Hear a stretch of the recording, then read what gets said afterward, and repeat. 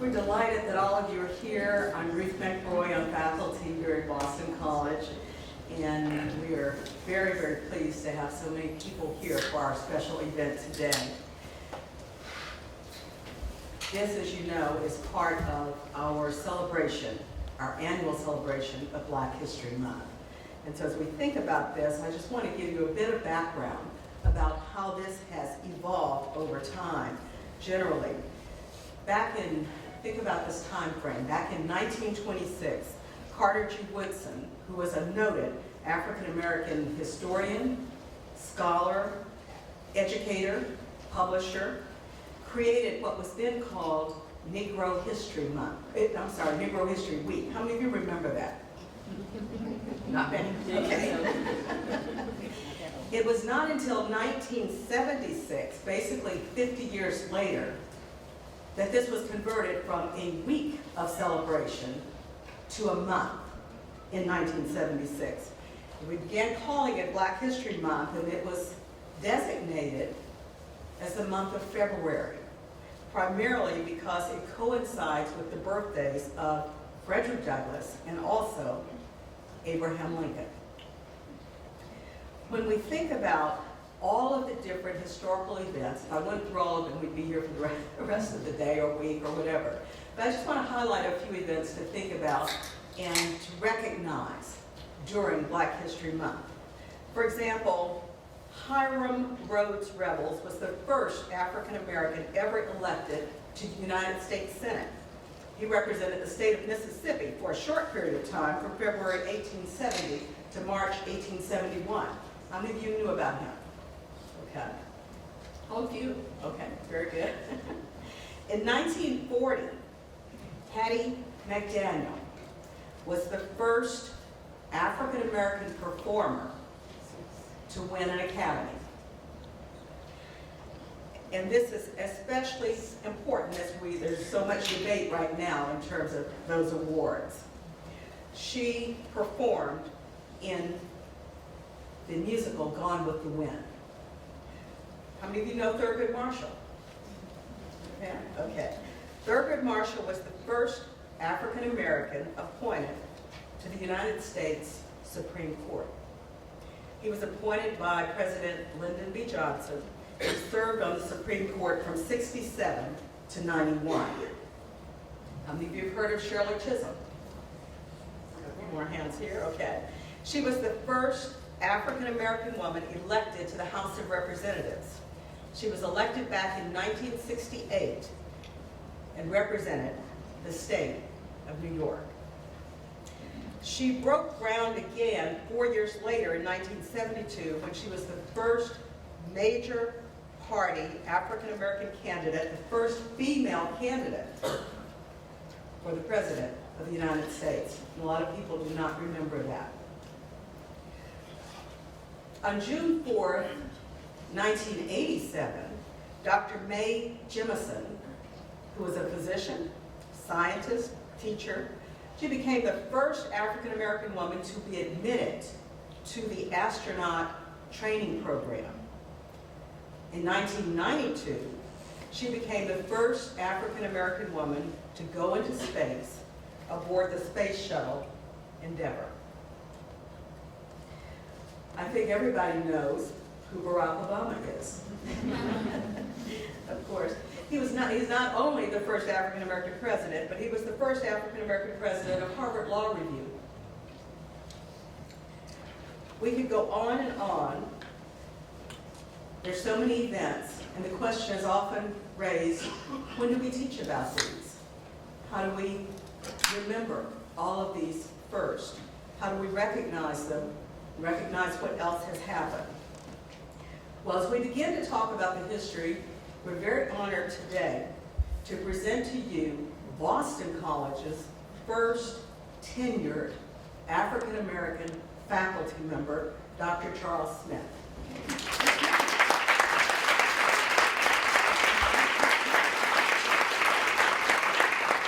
He joined BC back in 1968 as an instructor of social studies, social studies methods, and he was director of the teacher corps program at that time. It was part of the national effort to train graduate students to teach in urban areas. He developed and directed the Urban Education Program, which was Boston College's initiative to prepare student teachers for inner city work. He also organized and he chaired the Association of Black Faculty, Staff, and Administrators, as well as the Council of Black Faculty here at BC. He retired from Boston College back in 1996, and he's currently Professor Emeritus in the Lynch School of Education, across the street from us. Dr. Smith has long been active in national professional organizations. He was recently elected to the Board of Directors of the National Council for the Social Studies Fund for the Advancement of Social Studies Education. The Association of Jesuit Colleges and Universities created a lecture series in his name. He's been a leader also in the Newton community as vice chairman of the Black Citizens of Newton, and by playing a key role in developing the Black Teachers Association of Newton Public Schools. It is really an honor and a very special occasion today to have Dr. Smith with us to talk. I love the title of his talk, High Roads, Low Roads, and In Between. I present to you, Dr. Smith.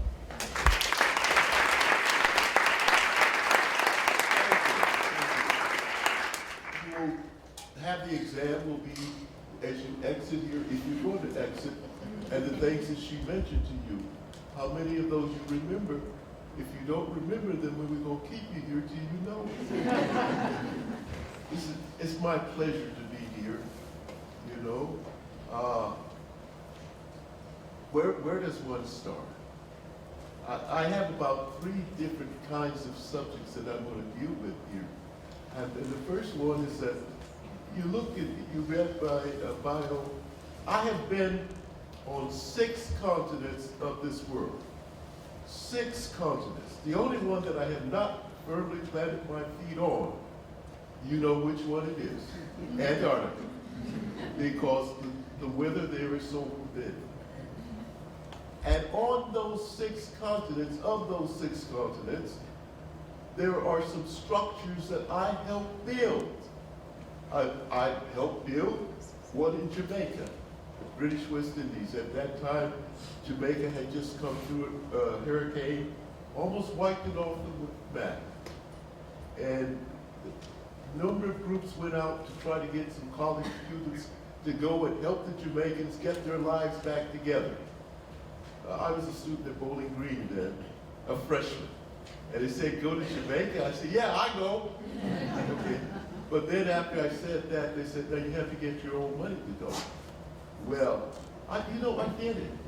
Yeah, and the way that I did it was that I wrote to community groups in and around Bowling Green State University, south of Toledo, and then further south, I wrote to church groups, community groups, or you name the group. And I was the first, I think, to have a 2-for-1. And what I said is that I'll come and make a speech to you now, telling you what it is I hope to do in Jamaica. And after the project is over, I'll come back and give you a free speech with slides of what I've done. And you know, I collected money to go, and it funded. But my colleagues with me were with me. That was when my life began to make a change. You know, well, let me back up, because who am I? My great-grandparents were slaves of this country. My great-grandparents. My grandparents were born to slaves. You hear me?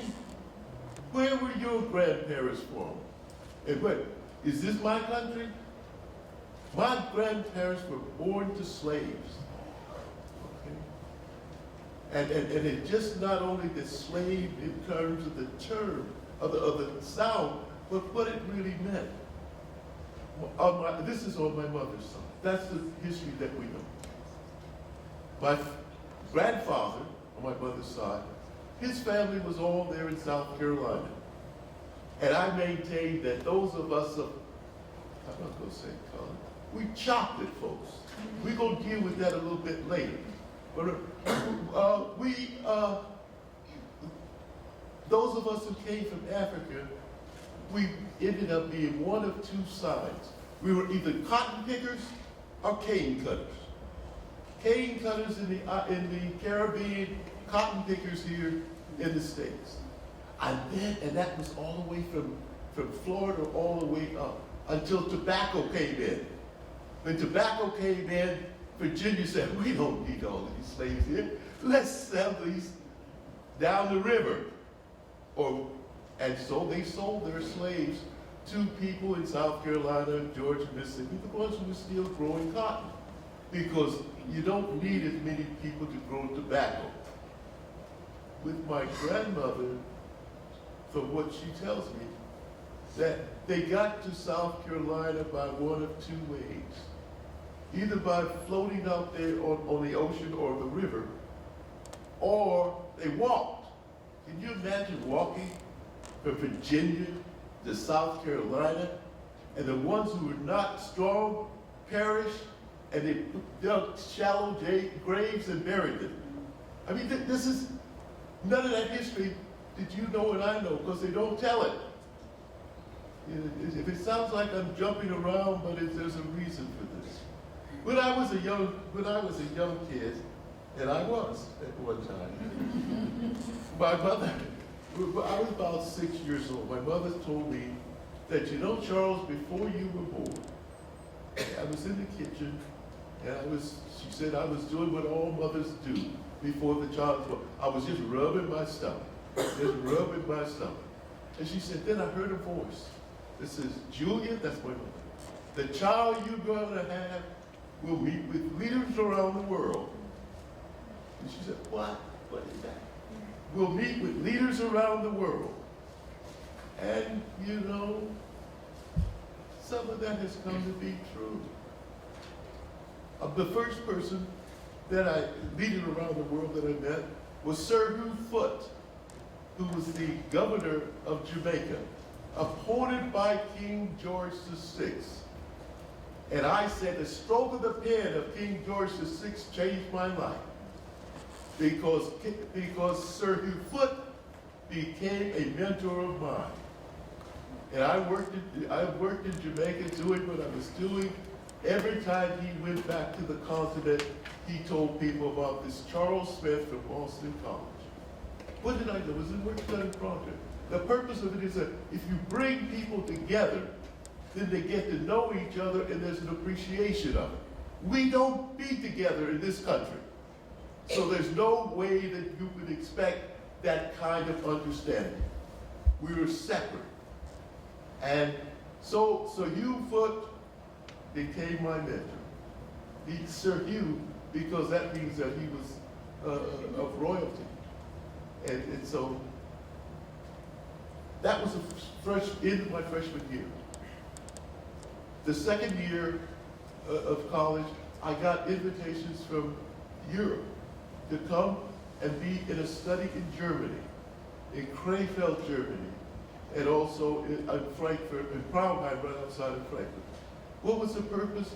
We had beaten the Germans. There was no question about that.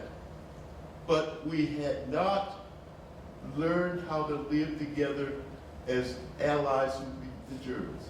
So they brought us as students together. We did projects. One project I worked with disabled German veterans of the Second World War. We volunteered. If there's anything about me, what's my passion, it's giving back. I have given back here, there, and elsewhere. All right, that's some of the background of what I've done. And I've given back, as I said, of this continent, the African continent. I was part of what's called Operation Crossroads Africa. You may not have heard of that. That was a project that that Kennedy looked at and said, I'm going to form the Peace Corps. And on Crossroads Africa, in 58, I was in the Cameroons, working with the Cameroonians. In 60, I was in Nigeria, working with the Nigerians. Okay. And we were college students who would come here.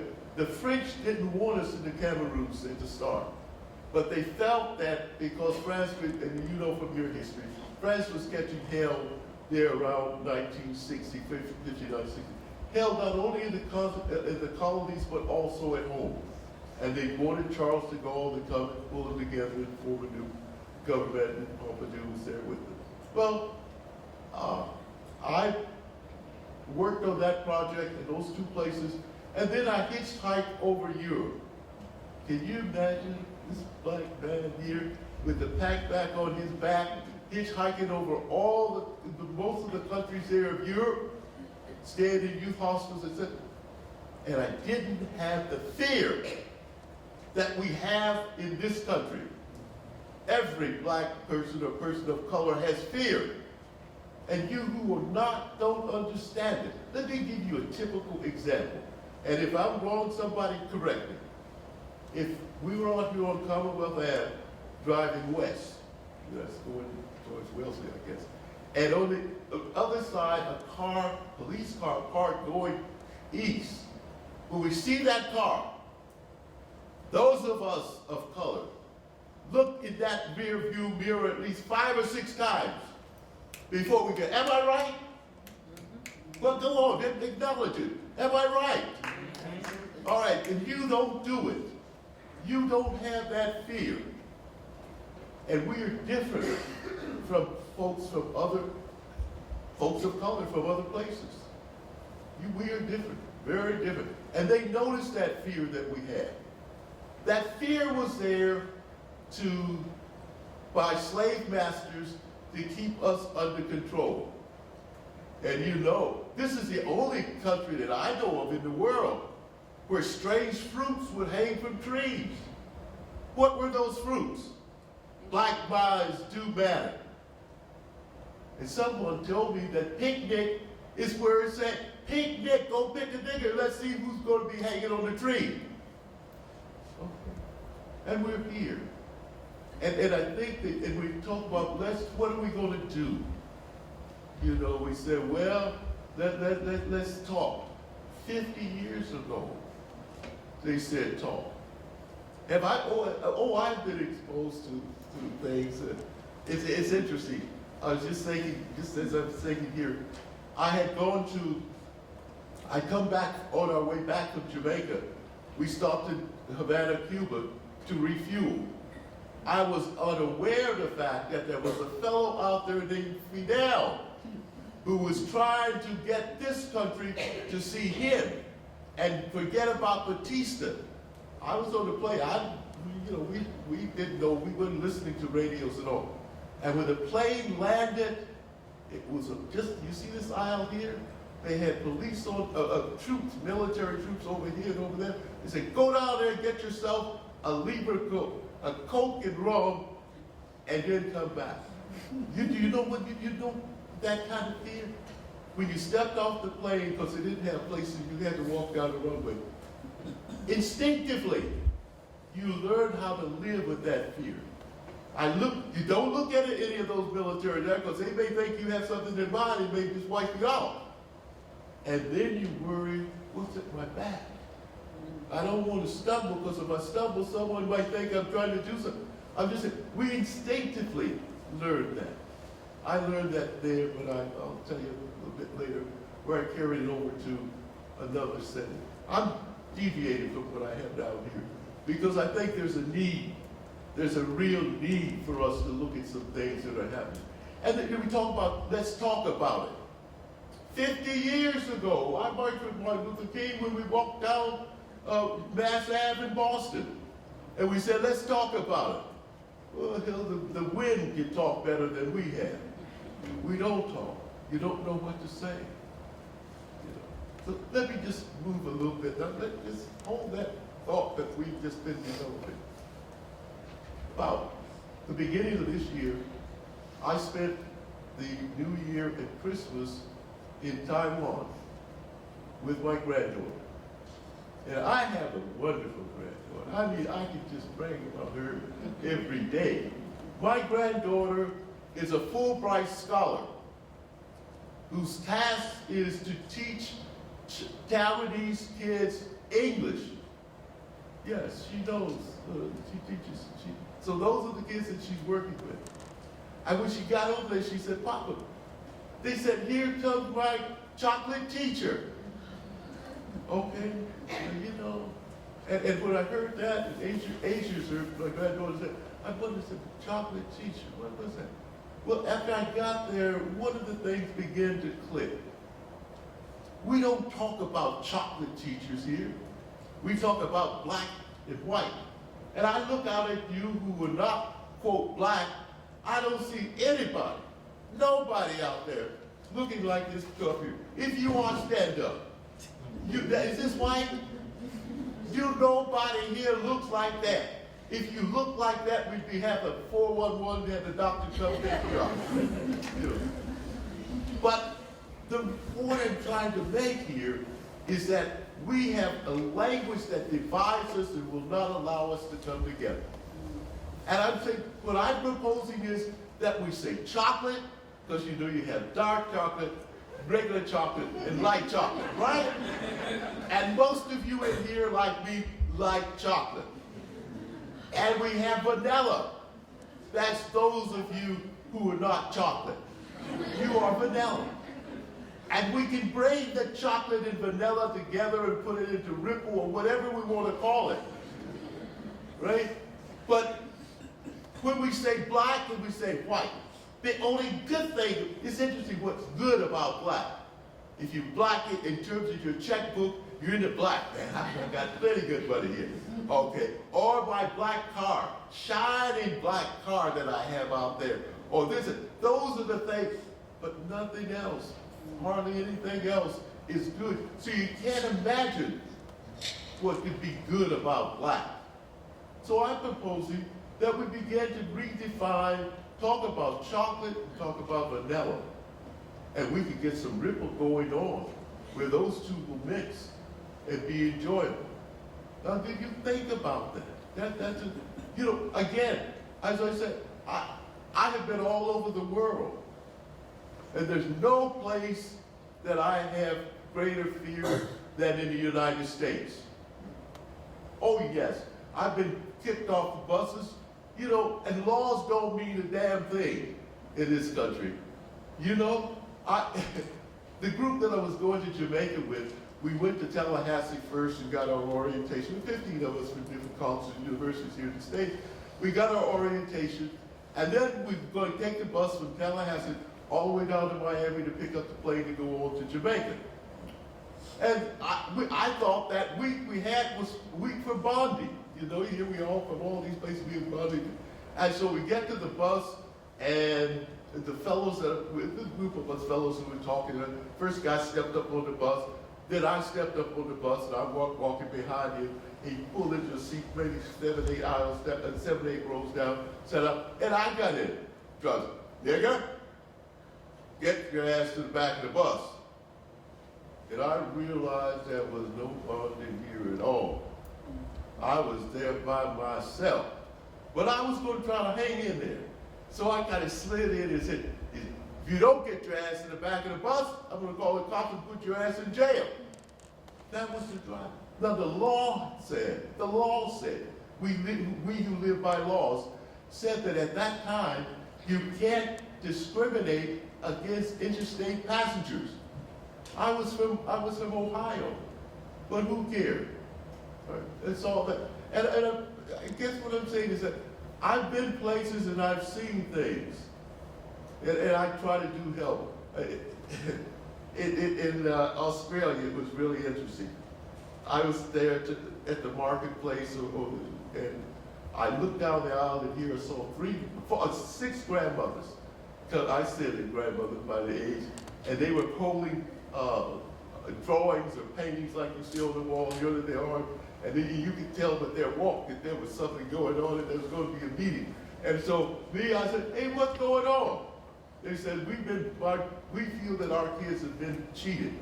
They bring their paintings here and the merchants don't give them the kind of price that they should get. I said, well, let me join you. So I joined the grandmas. And we went down and we got to the main merchants who usually do that. And he agreed that, yeah, that may be the case. He gave him more compensation and said he would give some. I'm just saying that that's me. I don't know how many going up the Amazon River. My wife and I went up the Amazon River. That's the one that goes into Brazil. It's interesting. The Amazon River, and then there's another river called the Negro River that flows into the Amazon River. And you got to be in the water to see this. It's phenomenal. The Negro River comes to the side, comes in like this. The Amazon goes like that. It hits the Amazon, and then they go side by side. You know, usually the water would come and it just got to mix up and go on. Oh no. They come side by side for a while, and then it's like they had a meeting and they decided that yes, we all got to go out to the Atlantic Ocean, because that's where the river flows to. And then it was one river that goes all the way out to the Atlantic Ocean. I'm trying to say to you is that there's a real need. You know, I was thinking the other day that, all right, fine, continue on the way things are going. From what statistics say, who's going to be the majority in about 20, 30 years from now? Those of us of color. Well, then we should treat them the way they treated us, because they said that was right. Those are your children, your grandchildren. You know, I mean, that's the vested interest that some of you have. You know, we've got to come together and work together.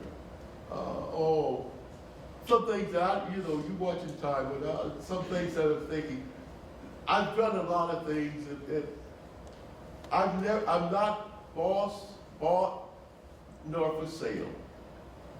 I'm not bought or for sale. And one person can do. I was a program evaluator for the teacher corps, and I went to South Carolina, and University of South Carolina was taking in, just like Boston College and all of them, you have a criteria. You said, well, if you do well on this graduate exam, then you can come in. If you don't do well on that exam, I'm sorry, we can't admit you. That was the University of South Carolina. South Carolina wanted that proposal that they were making with Sumter. They wanted that approved. And I said, well, we got to do some negotiating here. And we were able to negotiate, I was able to negotiate, that we would not use that exam. Because South Carolina wanted more than what they were giving up. And the Thurm, Storman? What's his name? Senator. Yeah. He was, you know what? He said, I'm going to meet you down in D.C. and we're going to have a meeting. And he flew his people there on the plane. And we had a meeting. We compromised. I agreed that we'd give them technical assistance to get their program in order. If they would change the way. And sometimes people think you are a chump. This was a meeting there, this dean of, I don't mind saying it, this is fact. The dean of social work, not social work, dean of education at University of South Carolina. And about 6 or 7 men there, all, the vanilla. I was the only chocolate there in the group. And they started on the left and they went around. The guy sitting next to me, I still hear his quote. He said, we are all doctors today. My name is Dr. So-and-so. They all looked at him and put their head down. But anyway, I don't suspect he was. I guess what I'm saying is that we need to help each other. There are some people in here, people who want to talk about differences, but we don't facilitate that. And people don't know how do you start about that. And this institutions, like other institutions, have a responsibility. We also have a responsibility for those chocolate persons that we bring in here to tell them how do you survive once you paid your big tuition and dumped out there to be employed. we have a responsibility for that. Washing machine carries some kind of guarantee, don't they? You know, and we have some clothing that carries some kind of guarantee. Why can't we say for those chocolates who are willing to come here, and here being institutions of higher education, that we guarantee you go to, you pass through here, you should get a job. But let me tell you how that fear that I mentioned to you works. It's really interesting. A chocolate person has a job, knowing that there's disparity in the salaries. You know, women know this very well. Know there's disparity in the salary. But say, rationalize, well, I got a job. And if I start arguing about it, I may not have a job. You see. So that person is willing to work side by side with someone who's making substantially more than they're making for doing the same kind of job. But that fear factor keeps them from speaking up. That's not true from what I find from those from the islanders, those who are the cane cutters and in other countries. That's not true. I'm sorry, I had all this here that I was going to share with you, all those kind of things that I've done. I've been with Sir Hugh Foote, I mentioned that before, and it's also mentioned here, I think, because of what I did in Jamaica and what I did with Crossroads Africa. That was the group that I went to Africa with. Crossroads Africa. That was what Kennedy modeled the Peace Corps after. And he called me. That was really, you talk about really having your chest out. My chest was on the other side of this room. I was in April, I was teaching 6th grade, and it was April 24th or 14th, and I'm putting up my bulletin board outside the principal's office. You know, you do that so anyone comes to the school can see what's going on in the school. And I'm there with a mouthful of straight pins trying to say this is going there, this is going there. The secretary comes running out of the office. Mr. Smith, President Kennedy's on the phone, he wants to talk to you. Wow. Then it sounded like all my colleagues heard. I don't know how they heard all that. Lot had never heard. So I come in, and it wasn't he himself, but it was his sister who said, I want you to come and be the academics director, prepare teaching for persons for Central and South America.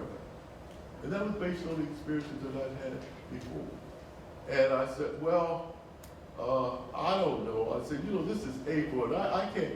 I got my class. I got to teach my kids. They said, but and so we talked. I said, give me your number, and I'll give you a call next week. Okay. Well, let me tell you why I couldn't say anything then. Because I had recently agreed in February that I would go over to the big H over here, Harvard University. You know, Harvard has application forms that you fill out and go. But I found out that if there's somebody they want, they say, Charles, we would really like for you to join our doctoral program. Will you fill out a form and you're in? He said, we can justify denying some people, and we can justify bringing in certain people. And so I went to Harvard by invitation. Okay. But then what happened? I got there and found a racist professor. You know what you professors, you know what I call. He had other advisees. He took 5 of us, put us in one class. And we had 2 professors teaching that one class. Now, can you know, and we were just all elated. Boy, this is great. We got 2 heads in, these heads didn't always agree.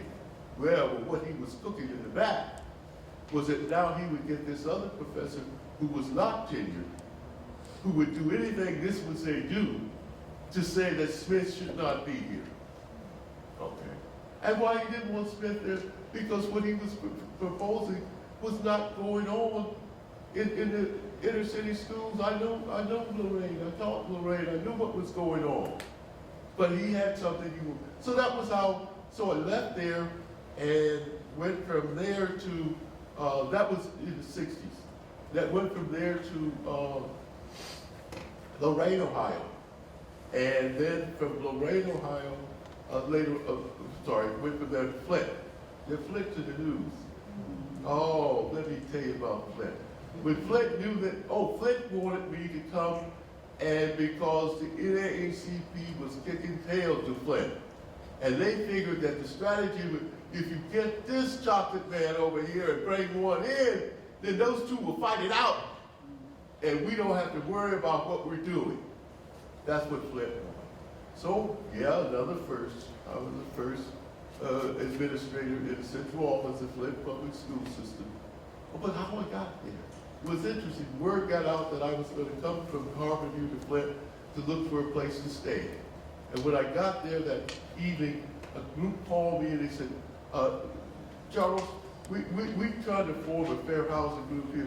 Would you come and just meet with us? These were just 7 or 8 fellows and women who wanted to meet. And I said, oh yeah, because I realized the racial segregation in terms of housing that existed. So I went to the meeting, and Bob showed, some names you remember, you never lose. Bob showed said, Charles, my father has retired from General Motors. He got his retirement money there. If you find any house in the city of Flint that you want to live in, Papa, draw his money out and buy the house, and then sell it to you. And that was the night we met. I mean, talk about good people, and that's what he did. I found a house, he drew his money out, he bought the house, and before he could sell it to me, we realized we had to go find a lawyer who would process the papers. And many lawyers pulled back, but we found one to do it. He said, I'll do it. That was my profession, and I'll do it because of my profession. And he did it, and we lived there. And that, oh, yes, what happens? Oh, you know what? My lawn started growing garbage, and my trees began to grow toilet paper. Oh, boy, you should have seen all the garbage and toilet paper. So I went to the police department. I told them about what was going on. He said, Charles, if you can tell us who it is, we can do something about it. But we don't know who it is. I said, what? Yeah, but you have to tell us who it is, but we can do something about it.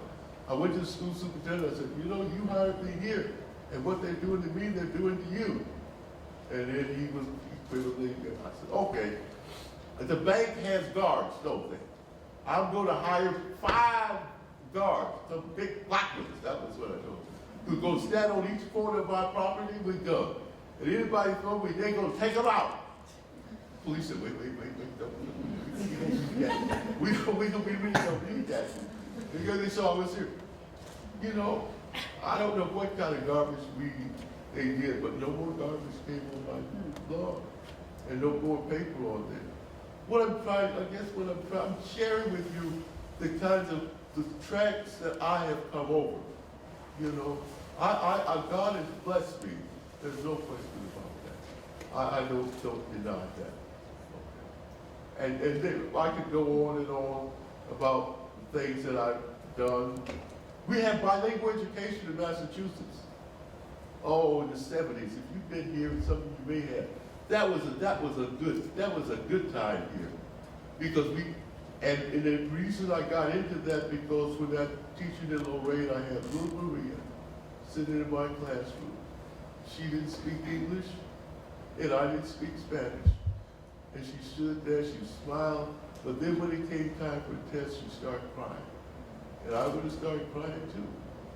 But I remember Maria. I don't know where she is now. She's probably grandma someplace. But anyway, we had ESL teachers, English as a second language. These were teachers who would come in and feel like us, social workers and teachers, feeling sorry for kids who were in school and started to try to teach. We said, no, let's get a bilingual program. We pulled together, I had a colleague over at BU, he and I were the academicians on this group. We pulled together, we went out, being at Boston College is really a great thing, because the respect and people see for you, and a black man from Boston College, wow. I went to Worcester, I went all the way, and got those were Catholics who were also in communities where they had kids who did not speak English. And we solicited them to help. So what we do, we propose that we develop a bilingual program for the state of Massachusetts. For the state of Massachusetts. And we got the support, and we did all that kind of politicking that you hear about that goes on. Neil Sullivan was the commissioner of education at the time, a Harvard grad, so when we had our hearing downtown, at the, what room is that where we have the hearing? I can't think of the name. Gardner room, I think it is. That you had the hearing there. We told you what we wanted him to say. We said what this was to say. We maneuvered within that state to who was going to be the director. But we did just went, hey, we decided to have a conference in Puerto Rico. I got because I had been training Peace Corps volunteers in Puerto Rico, so we had some kind of connection there. Got the Department of Education in Puerto Rico. We said, if you don't help us educate the Latinos here, they're going to come back and be on your welfare line. They said, oh, yeah, okay. So we held a conference there. What was the upshot? Instead of getting the bilingual law that we wanted, we got this transitional bilingual law, which is one which says that kids can be in a class of bilingual language if there are 12 or more kids. And Boston College got something out of that. The first 6 licenses for the state of Massachusetts for granting bilingual teachers came from Boston College. Dr. Smith's schools. Oh, this has been a good journey that I've been on, and I don't want you to take it hard of what I'm saying. I'm saying we haven't given you a chance. You haven't had a chance to find out who the others would be. You haven't had a chance. And you sit there and you wonder. I was at the last meeting you had, and there were 3 or 4 women sitting at that table, and you could see they wanted to communicate, but no one had really facilitated them talking about race. And that's a real pickup. The third thing that I want to talk about is, I mentioned a little bit, is that we graduate chocolate teachers here, chocolate social workers, chocolate with this and chocolate with that. And we know we're throwing them into the water where the barracudas are. You know that, but they know it. We owe them a guarantee of at least telling them how they survive out there with those barracudas. How do you get a job? How do you make sure that somebody's looking out for you? I say that the university has a responsibility to make sure that those students they turn out are well taken care of. The other part of that is the university has a responsibility to communicate to its employees that we'll have no more of this. You have been raised that way, maybe. That's not the way you feel. But when you're on campus, we do not want that. We will not stand for that. You should have been here when I was first hired. I guess it took me maybe 2 weeks before I went over to McLemore for lunch. Okay, you know, you knew there, so you got ready your little sandwich. You just got to feel out who's who. So here it is, about 2 weeks. I went up to McLemore for the faculty dining room, went through, got my whatever on this tray, and I come out. And you know how it is, how you kind of comb around to see if you see something that looks like it's familiar or friendly. And I see 2, I call them colleagues. I don't know what they call me. I saw 2 colleagues of mine. And so I come with my tray and I get almost there, and what I'm saying, don't you have any friends here? That was, don't you have any, I'm still here. Don't you have any friends here? I just turned around and realized that where I was. The other thing I guess is, ask Father Warren about. I'm probably the only faculty member who's been thrown beer cans thrown in my car. Yeah, by BC students. You know, and the father only did what he could. But I'm saying, but that should not be. I've always thought, I say, you know, if we got $50,000 together, you think that somebody would come up and say, I saw Tommy do it. I know it was Tommy. You know, they wouldn't be for sale. But anyway, well, I'm sorry. You know, I'm like,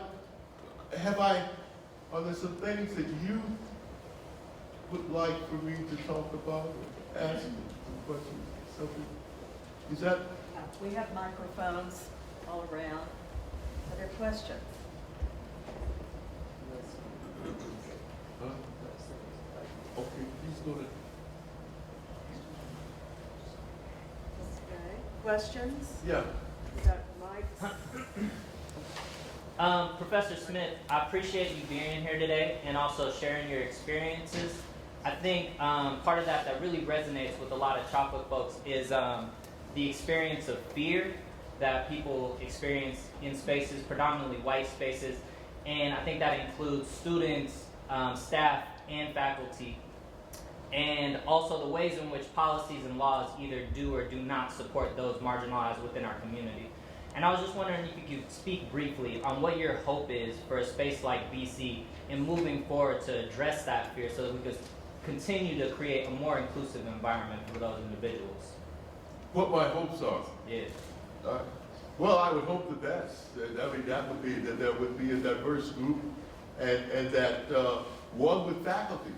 You know, we have a hell of a time trying to keep chocolate faculty here. They come, and one is the real thing. Will they get tenure? You know, but after I got tenure, we had a faculty member here who went up, chocolate faculty member. He was denied tenure. And he went to Atlanta University to teach. Harvard offered him. They said, look, we don't want you to go out the area. We want you to teach 2 courses, one on Tuesday and one on Thursday. We'll have the chauffeur pick you up and take you to the airport. You come here, we pick you up at the airport, you come and teach the course, take you back and you go home. 2 days a week, Harvard. He was worthy of that, okay?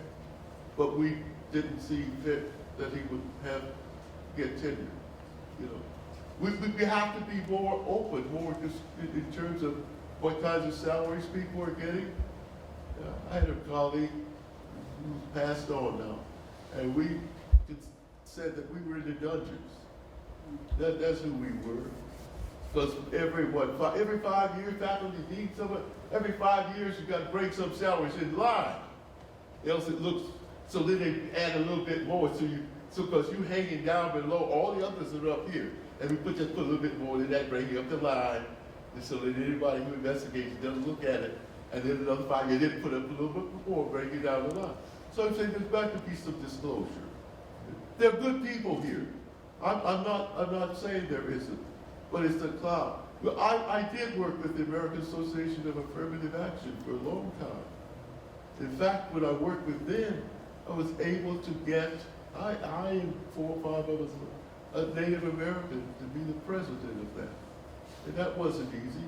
That was a group that, when affirmative action was in its growing, which took most universities and other places. And I'm not sure I'm answering your question in terms of hope. I would think that we'd be able to look and see what percentage of this institution do we have in terms of faculty. We did send out something from the AJCU, that's the Association of Jesuit Colleges and Universities, and Conference on Minority Affairs. Oh boy. We sent out a letter to all presidents of those 28 institutions. And we had a chart. We wanted to know how many chocolate people they had in the, oh, you should have seen, oh, it was a riot.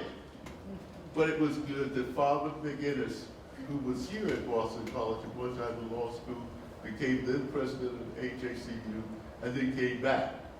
He was calm, and so they were putting heat on him too for allowing us to send that information out. As a result of that, there was one school who had been not really telling the truth. We wouldn't say anything else stronger than that. Maybe they didn't know what the record showed.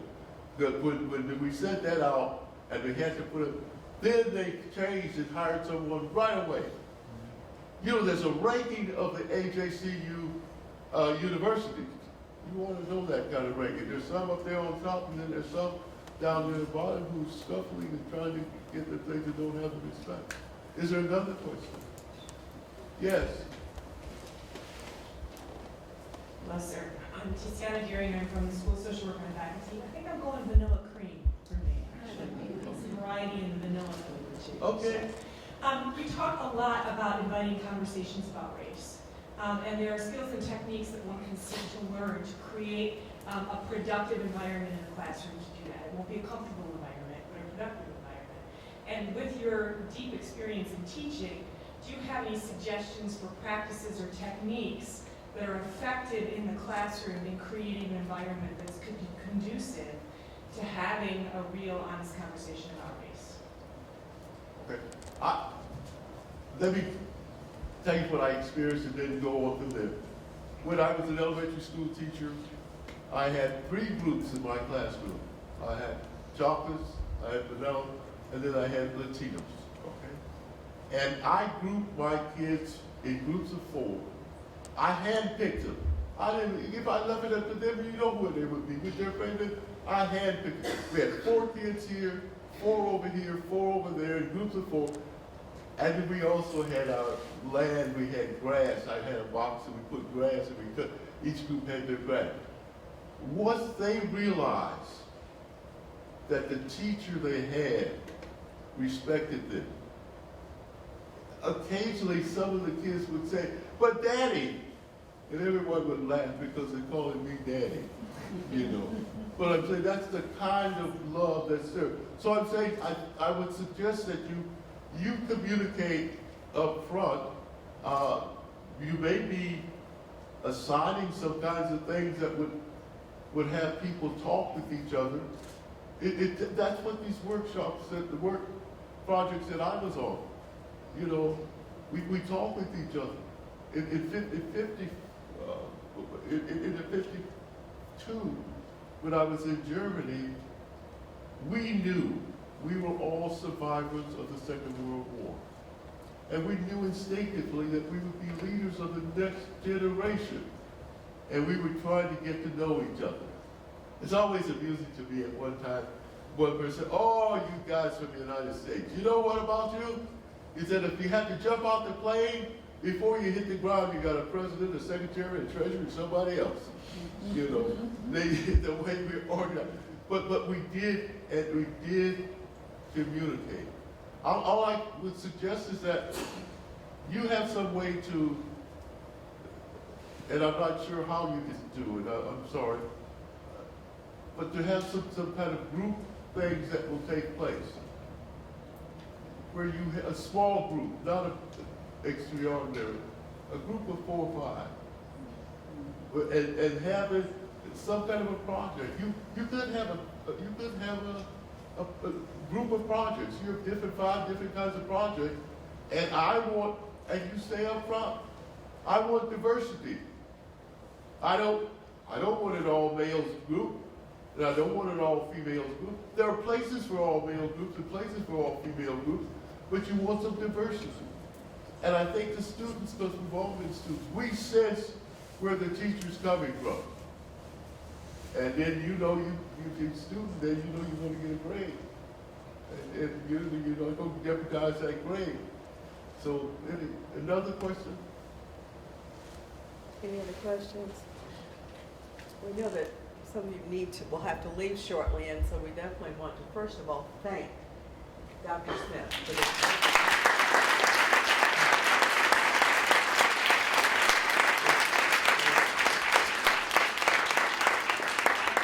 Before you leave, we have a little music to play. We want to involve all of you in singing. So we're going to...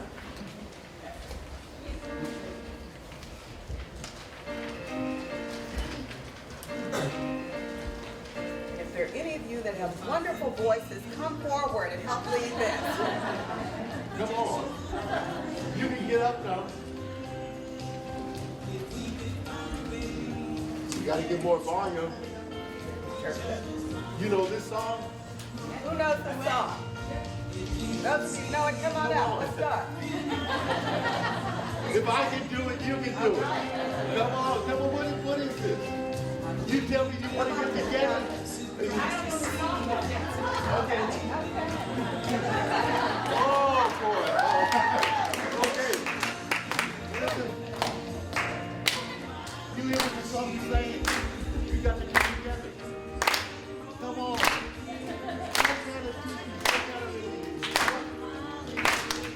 Okay. Could you give a little more volume? Right there.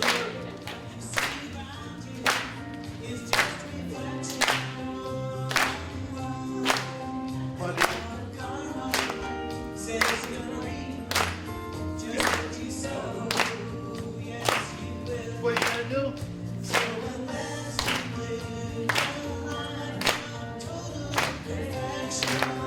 There we go.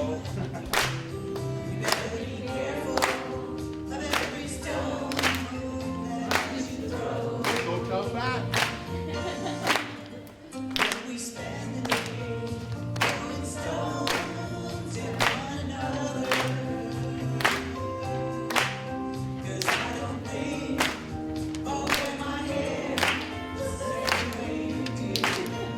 You're trying sometimes.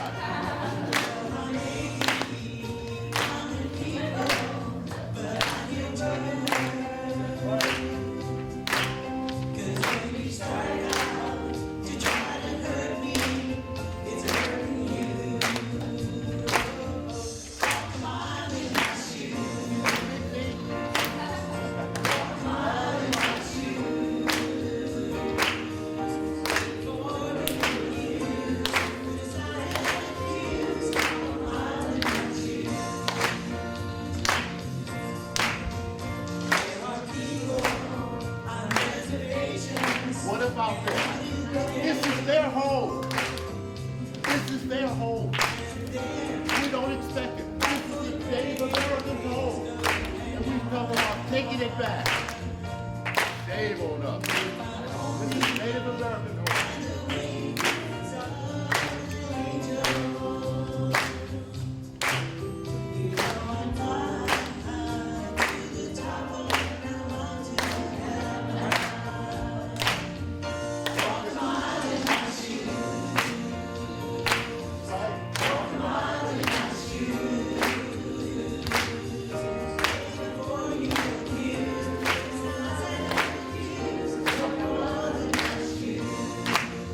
You know, I can see the eyes of people. You gotta carry on. Keep going.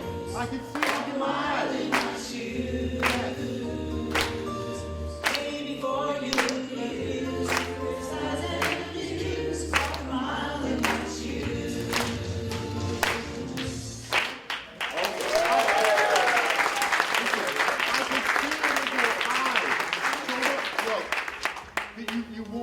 You hear because you do relate to the topic of what's here. And I can see you do want it. So all that I can say is that facilitate that for them. I mean, you guys can facilitate that. You know who's here. And all you need to do is just sit around a little table and just kind of throw it out. Because some people here want to talk about it, but I'm not sure whether I'm talking to a bear or what it is. If I open my mouth, they may eat me up. Okay? But I mean, it's really great. You don't see what I'm seeing. I see in your eyes, I saw in your action, that you really want to get a better understanding. And we get it from each other. That's what I've learned around the world. I've been in all, as I said, I've been in all those continents. Never seen the fear that I see in this country. Okay. And people talked about it. When during the Little Rock incident, it was interesting. We were sitting there in Germany, cracking up little bricks to make cement blocks. And they say, what's going on in Little Rock? Why are they doing that? It's hard to explain. And we just we got to come together. We've got, and I say again, when we're looking at the tilt of the population, who's the vanilla is the majority now, but it's tilting. And it would be horrible for us who are not vanilla but chocolate to say, well, let's treat them the way they treated us. Oh, that would be unfortunate. And we've justified it already, you know. So we can come together. Thank you very much. Thank you. One more song for you to join us in, just 1 second. Oh, this is the song now. The tradition that we've had over the years is that we have lift every voice and sing. This is something called the Negro National Anthem. Many of you never heard that before. The Negro National Anthem.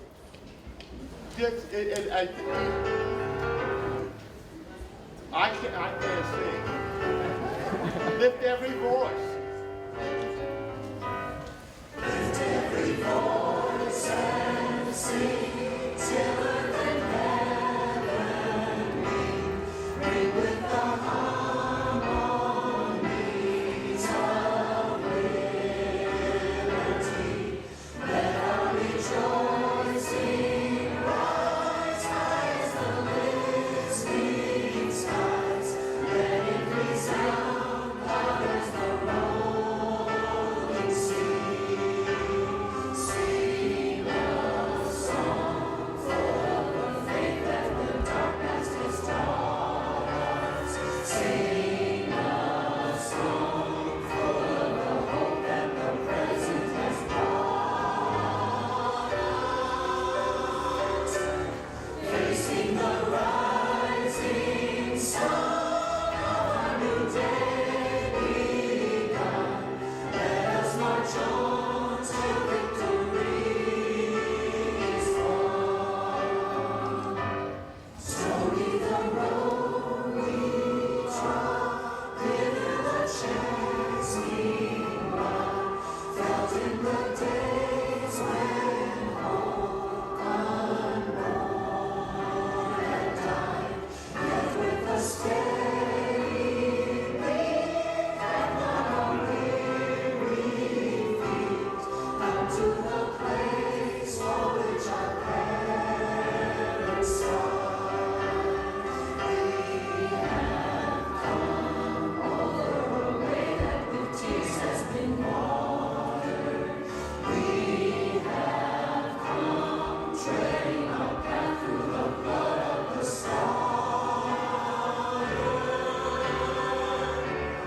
out from the gloomy past till now we stand at last, where the white gleam of our Christ's blood is cast. God of the weary years, God of our silent tears, the who has brought us thus far on the way, the who has by thy might led us into the light. Keep us forever in the path we pray. Lest our feet stray from the places our Father we met thee. Lest our hearts drunk with the wine of the world we forget thee. Shall we meet thy hand, may we forever stand, true to our God, true to our native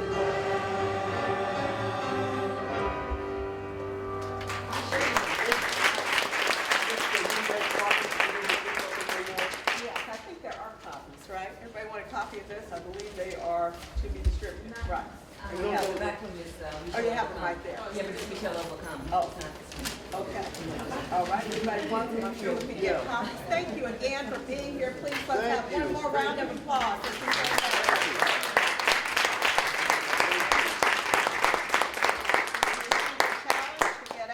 talk about these things and let's pursue it. Thank you very That much. means we're gonna program it. If we don't put it on the calendar, it's not gonna happen. So, when is the it's 1st of March? We're gonna have something happen. Okay, all right? Okay. Thank you. Okay, thank you. Okay, How you doing? Thank you, thank you. Look at all these words. Really get you.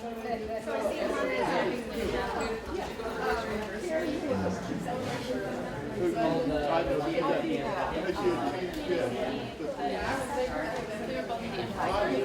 yeah.